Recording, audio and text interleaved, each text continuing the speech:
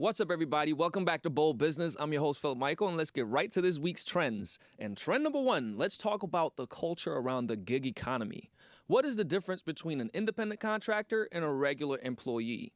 In the U.S., we have the control test to tell if someone is an employee or not. If the employer controls the way work is done and delivered, then you are an employee. If they have no control over how things get done, but just want a desired outcome in the end, then you're an independent contractor. So, are rideshare drivers and food delivery people employees or not? In the UK, they just ruled that Uber has to treat their drivers like employees. And just recently in California, they tried to do the same thing but failed. One of the things people like about driving for Uber is the flexibility that comes with being an independent contractor.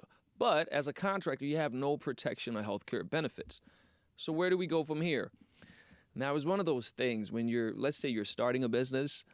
Obviously, getting off the ground, it may be difficult to have employees or to support and sustain a payroll, so you might utilize freelancers a lot. Now, if you get to a certain size where you have people who are regular contributors that are working with you full time, let's use a perfect example that highlights this dichotomy perfectly. The WWE. Have you ever watched wrestling?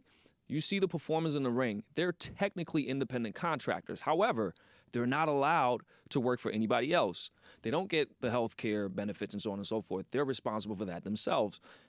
But they cannot work for anybody else. They perform exclusively for WWE, and they're still contractors. So there's been a lot of talk over the years about this whole thing. And it can become a gray area, but at the end of the day, it is always good when this topic gets discussed, because when you look at Uber and food delivery and things of this nature, if this is their primary source of income, their only means of income in this world we are in right now, and these companies are so big, benefiting tremendously from everything being shut down, whether you think they're contractors or not, put them on the payroll, man. Why not?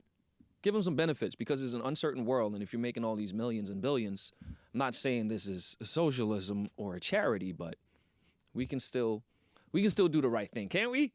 Yes, we can. I believe we can. Now, next, let's talk about some real estate. Businesses are taking advantage of cheap rents and expanding their retail stores. Not only are rents cheaper, but due to some landlords getting a little desperate, they can sign shorter leases and experiment with formats and layouts and create different experiences for customers. Stores like Ulta Beauty, Maxx, and Dick's Sporting Goods are rebounding well and looking to expand. However, the big surprise is that Toys R Us, which went bankrupt in 2017 and dumped all of their stores, their new owner is thinking of opening some stores before the 2021 holidays. A lot of huge stores had to close retail locations in the last few years, like H&M, Bed Bath & Beyond, Bloomingdale's. Could we see a retail renaissance? Now, it's one of those things. Remember the trend pre-pandemic? People were going online to shop, and malls were thinking of ways to create experience to turn the shopping experience into an actual experience where you have to be there in person, something that you cannot replace online, right? Now that everything has been suppressed, there's probably, if you were to open one of those big malls fully, I'm sure it'd be packed just for people wanting to get out.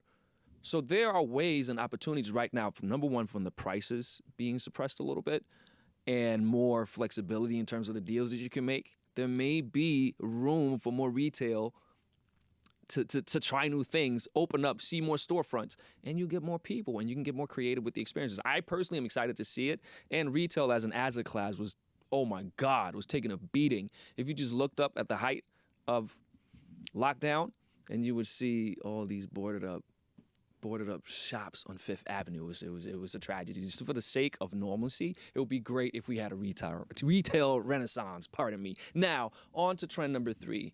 India and their entire billion-plus population is banning crypto.